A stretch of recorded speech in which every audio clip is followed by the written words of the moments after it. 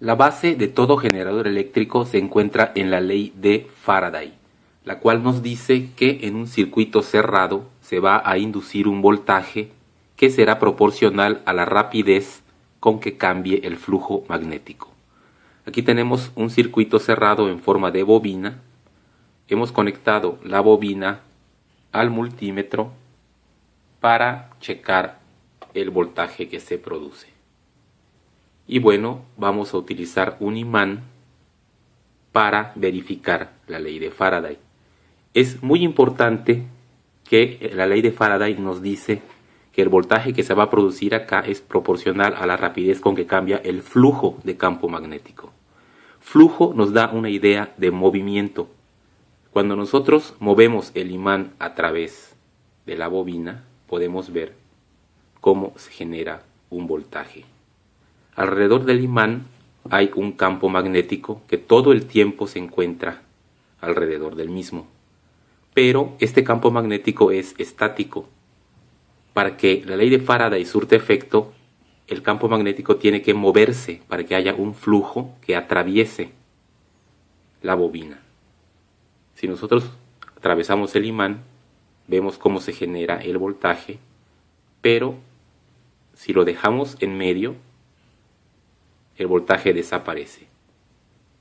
El imán tiene a su alrededor el campo está alrededor de la bobina, pero como no hay flujo, tampoco hay inducción de voltaje.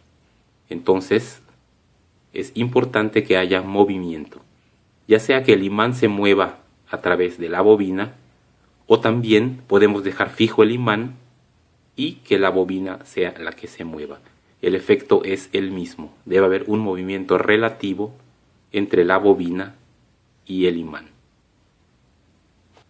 Según lo que acabamos de ver, entonces, para hacer un generador eléctrico necesitamos tener una bobina y un campo magnético en movimiento que corte las espiras de la bobina. Podemos usar un imán y, por ejemplo, ponerlo en rotación al interior de la bobina. Tendremos un campo magnético rotatorio, el cual estará cortando las espiras y produciendo un voltaje en las terminales de nuestra bobina.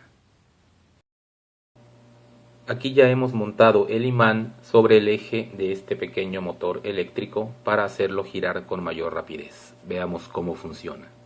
Conectamos el multímetro a las salidas de la bobina. Podemos ver cómo al girar el imán manualmente se obtiene un pequeño voltaje. Y ahora vamos a hacerlo girar conectando el motor eléctrico a esta pequeña batería.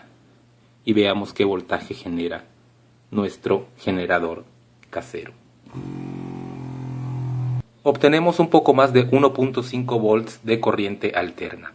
El hecho de obtener corriente alterna o directa dependerá de la forma en que se recolecta el voltaje de la bobina o bobinas, como veremos ahora.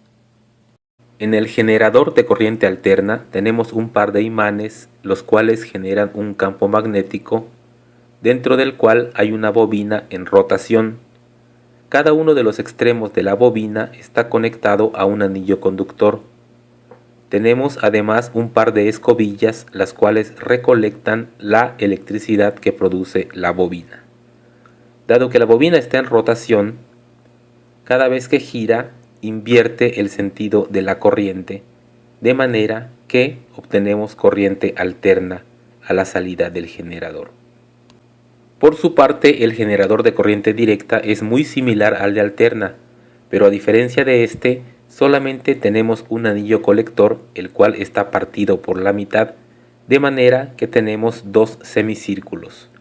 Cuando la bobina gira y se invierte el sentido de la corriente, las escobillas cambian a la otra mitad del anillo colector, con lo cual la corriente también cambia de signo, de manera que siempre vamos a tener la misma polaridad en cada una de las escobillas y obtenemos corriente directa. En nuestro generador casero el imán rota y la bobina está estática, como en el esquema que se muestra. Sin embargo, también es posible tener a los imanes estáticos y lo que rote sea la bobina.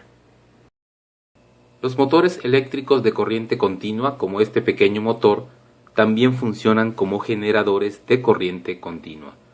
Vamos a conectar las terminales del motor al multímetro y podremos ver que si lo hacemos girar, producimos un voltaje positivo. Lo estamos haciendo girar en el sentido de las manecillas del reloj. Si giramos en sentido contrario, se produce un voltaje negativo. Ahora vamos a abrir este pequeño motor para mostrar cómo es su construcción interna.